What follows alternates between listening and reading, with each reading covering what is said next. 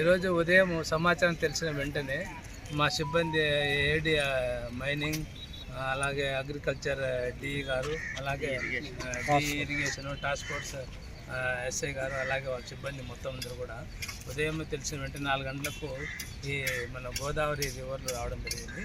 అయితే ఈ 2 నదుల మధ్య బ్రిడ్జిల మధ్యన ఒకటి రైల్ కమ్ బ్రిడ్జిను, తర్వాత రెండోది వచ్చేసి ఏవలాక్ బ్రిడ్జిలు రెండింటి మధ్యన ఎలాంటి ఇసుక తోలడానికి అనుమతి లేవు, పర్మిషన్ కూడా లేదు.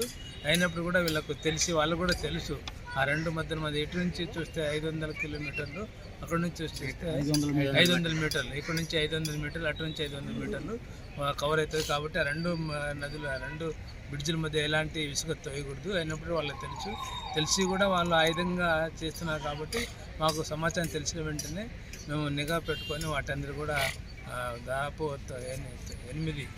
8 బోట్లను సీజ్ చేయడం జరిగింది.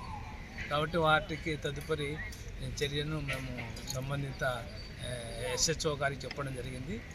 మైనింగ్ అలాగే ఇరిగేషన్ శాఖలకు సంబంధించిన సెక్షన్ల ప్రకారం వాళ్ళకి చర్య తీసుకోకూడదు. మధ్యన తోలకూడదు అనేసి మీకు తెలుసు, అయినప్పుడు కూడా చేస్తున్నారు. అది ఇదండి 2 బ్రిడ్జిల మధ్యన వాళ్ళకి తెలిసి కూడా చేస్తున్నారు పనులు.